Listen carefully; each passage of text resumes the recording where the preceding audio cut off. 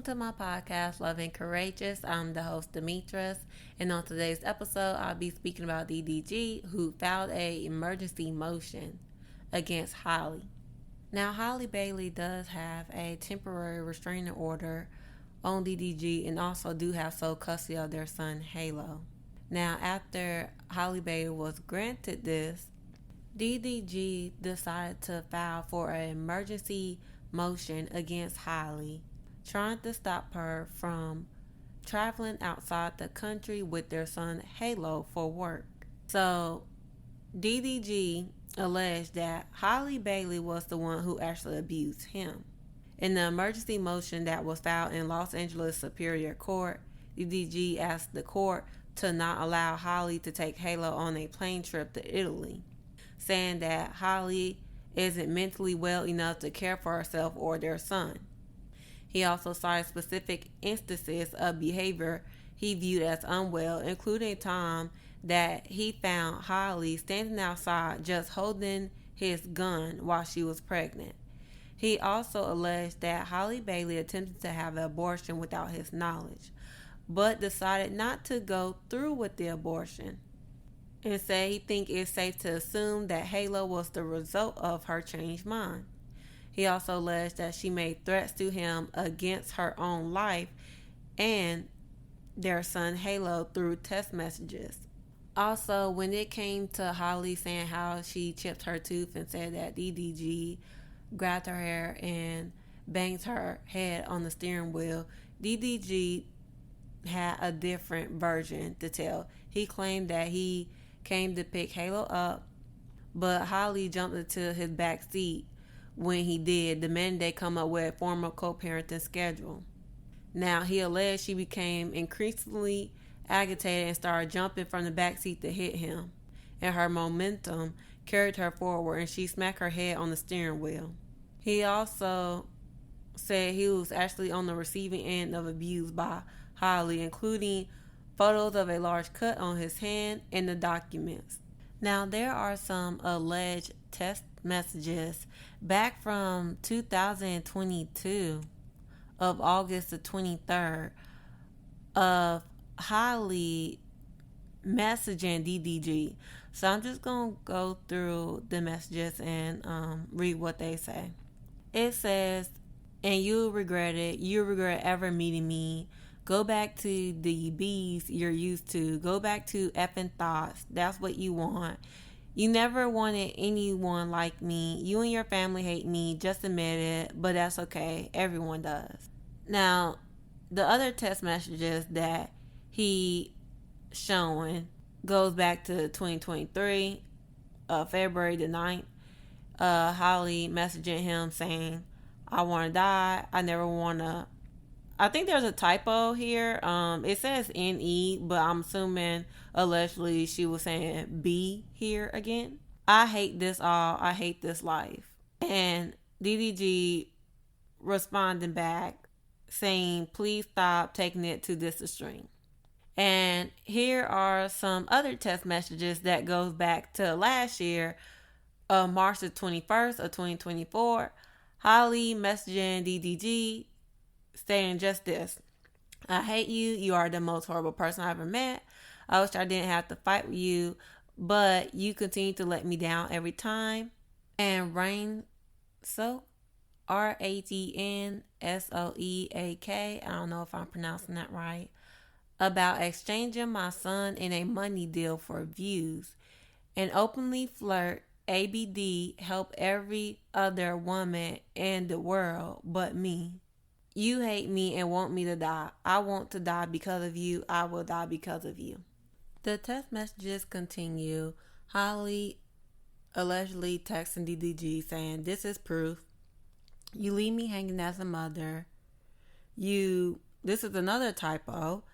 Don't step up when I need you to. I'm begging you.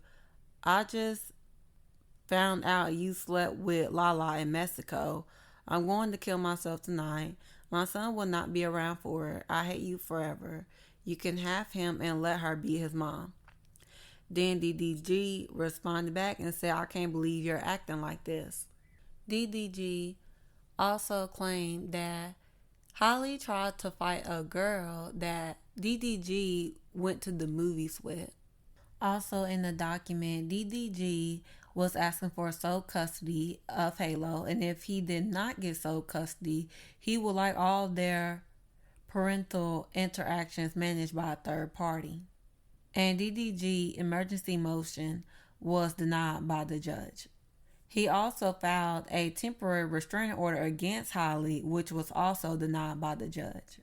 So Halle was able to travel to Italy with their son. So when all this came out, Lala decided to make a YouTube video telling her side of the story, saying that she did not sleep with DDG and that she explained to Halle, like they're just friends and everything. Just explaining stuff to her.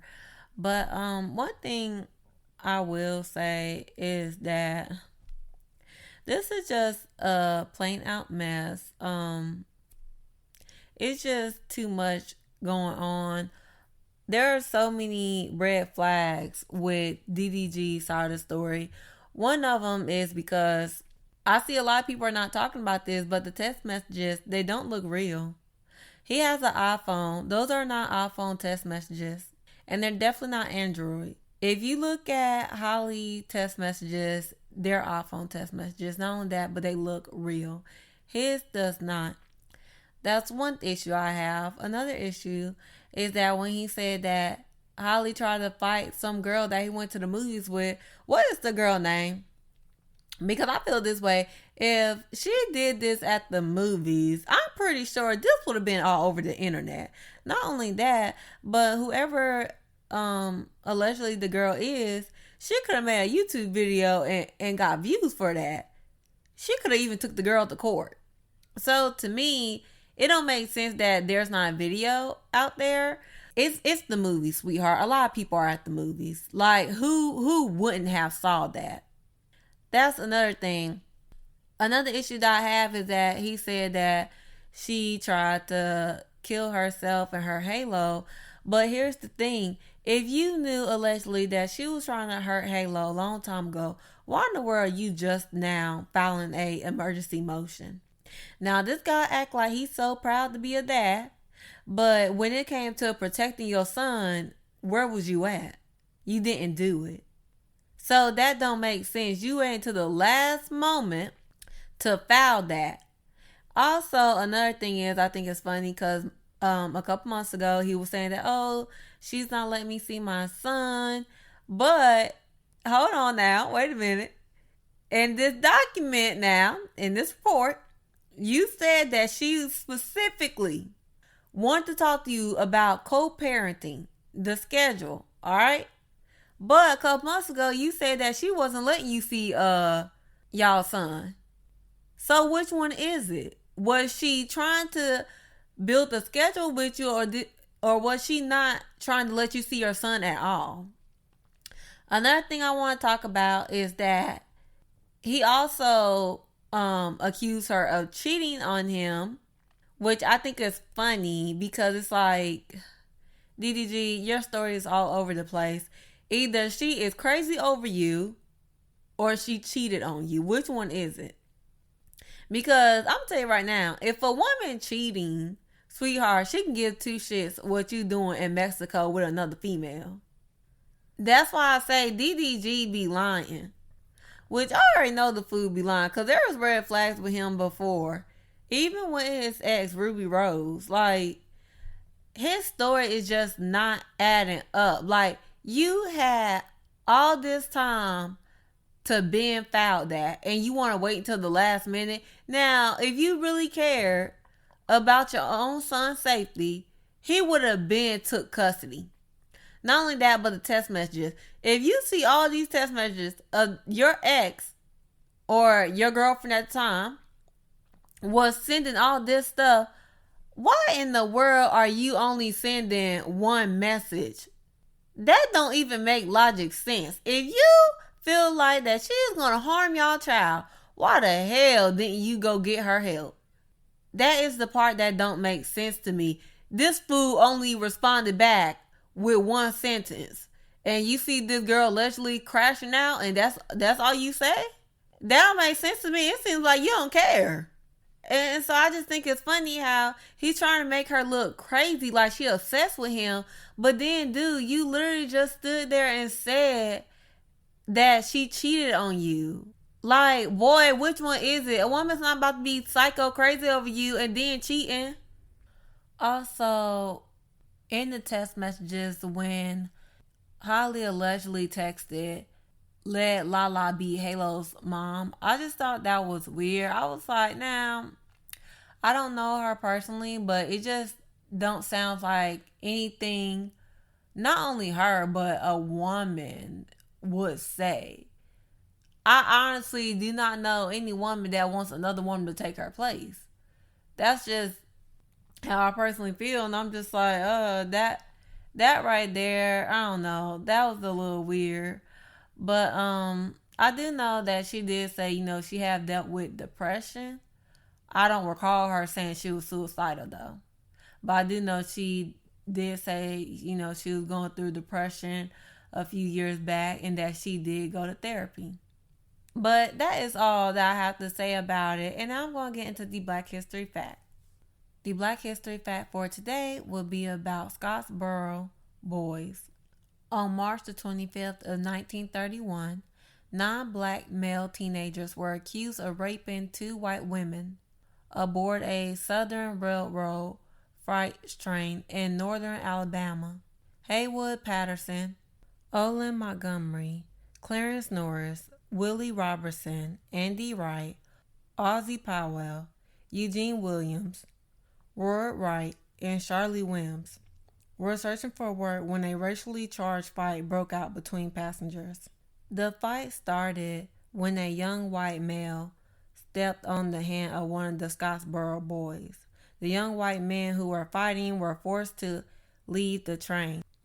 Enraged, they conjured a story of how the black men were at fault for the incident. By the time the train reached Paint Rock, Alabama, the Scottsboro Boys were met with an angry mob and charged with assault. Victoria Price and Ruby Bates, who were 2 white women who were also riding the freight train, faced charges of illegal sexual activity and vagrancy, which means homelessness. In order to avoid these charges, they falsely accused the Scottsboro Boys of rape. The original cases were tried in Scottsboro, Alabama.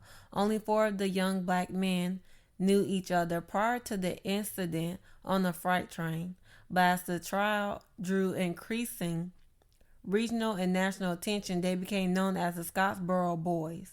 On April the 9th, 1931, 8 of the 9 young boys were convicted and sentenced to death.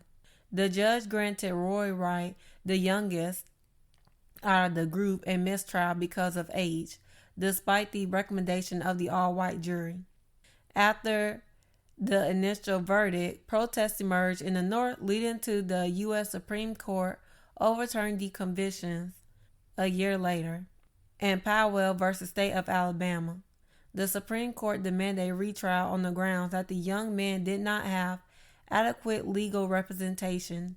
A series of retrials and reconvictions followed, and the Scottsboro Boys collectively served more than 100 years in prison. Subsequently, the national conversation and protests of unfair and unequal court proceedings led to 2 additional groundbreaking Supreme Court decisions in 1935 on jury diversification, Patterson versus State of Alabama and Norris versus State of Alabama.